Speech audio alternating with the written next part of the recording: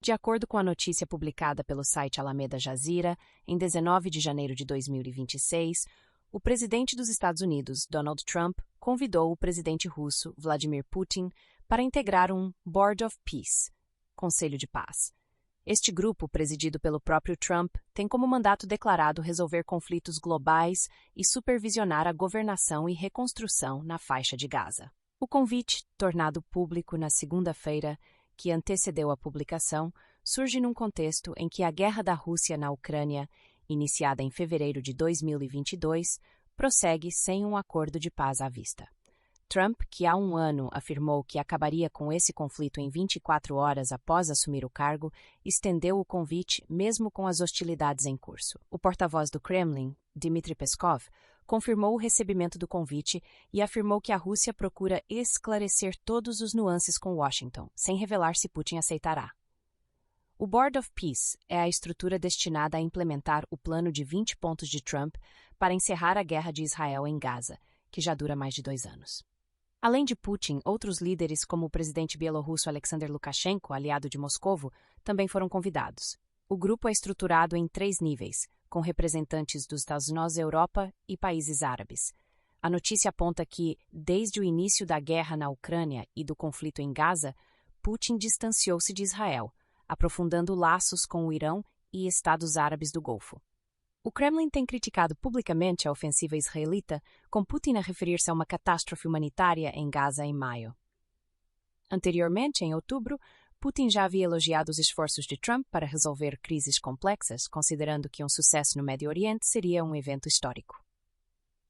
Contudo, a iniciativa de Trump tem sido alvo de críticas por parte de especialistas, que a acusam de marginalizar a agência política palestiniana ao relegar representantes palestinianos para um terceiro nível do Conselho, com funções municipais, enquanto figuras pró-Israel e polarizadoras, como o secretário de Estado norte-americano Marco Rubio e o ex-primeiro-ministro britânico Tony Blair, ocupariam posições de topo.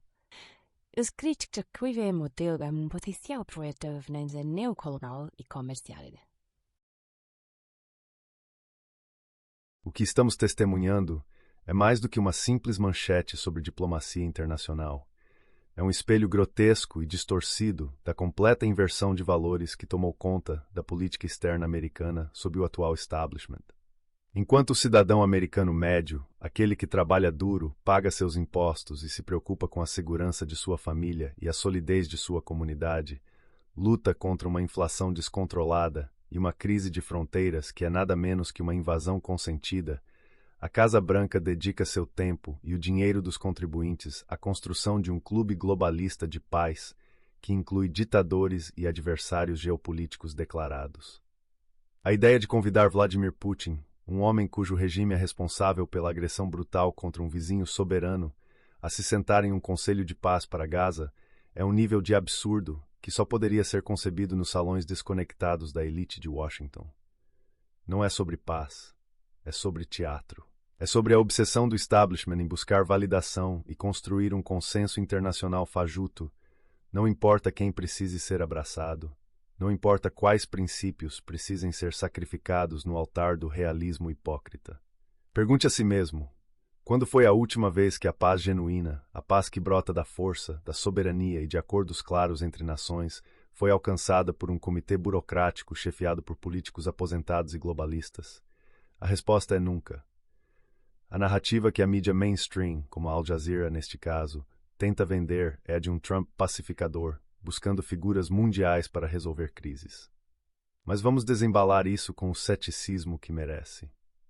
O próprio artigo, embora embrulhado em uma linguagem aparentemente neutra, escorrega a linguagem ativista ao descrever a guerra em Gaza de forma unilateral e ao rotular o modelo de governança proposto como neocolonial.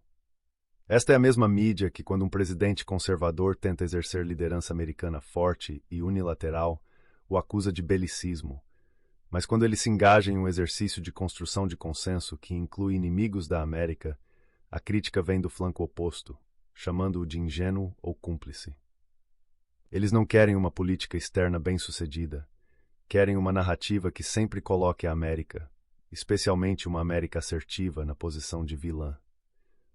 A verdade inconveniente que este Conselho de Paz revela é a erosão completa do conceito de soberania nacional e interesse próprio. Por que o presidente dos Estados Unidos deveria presidir um conselho para governar Gaza? Que autoridade moral ou legal ele tem para impor uma estrutura de 3 níveis aos palestinos? Isto não é paz, é gestão imperial. E do pior tipo, não a gestão imperial da era do nation building conservador, que ao menos visava estabelecer democracias, mas uma gestão tecnocrática e comercial que, como o próprio artigo sugere, reduz o povo palestino a um papel municipal, enquanto figuras como Tony Blair e Jared Kushner tomam as decisões macro. Isto é o globalismo em sua essência, a transferência de poder de nações e povos para uma classe de gestores internacionais e elites financeiras desconectadas. É a negação do direito à autodeterminação, um princípio que, ironicamente, a esquerda costumava defender até que se tornou conveniente para seus objetivos geopolíticos alinhar-se com estruturas de poder top-down.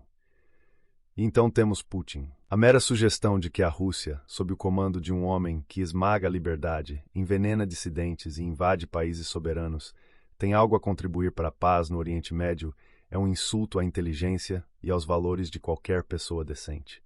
Mas não se engane, este não é um movimento ingênuo, é um cálculo.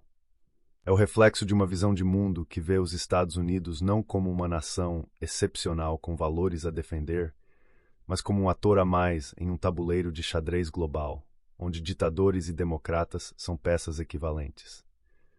É a mentalidade do homem forte que fascina certos círculos, onde a eficácia percebida substitui a moralidade. Enquanto isso, o soldado americano comum, o veterano que lutou no Iraque ou no Afeganistão, deve assistir a seu comandante-em-chefe cortejando o líder do mesmo regime que ameaça a OTAN e apoia os assassinos de soldados americanos no passado.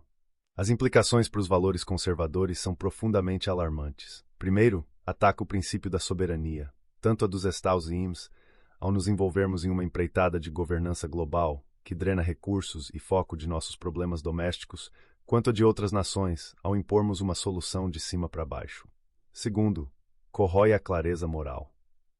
Colocar no mesmo nível aliados historiversários que desprezam nossos valores confunde a linha entre o bem e o mal, entre a liberdade e a tirania. Terceiro, é um ataque à responsabilidade fiscal. Quantos milhões ou bilhões dos dólares dos contribuintes serão canalizados para sustentar esta burocracia da paz, seus consultores, suas conferências e seus projetos de reconstrução, que inevitavelmente se tornarão poços sem fundo de corrupção?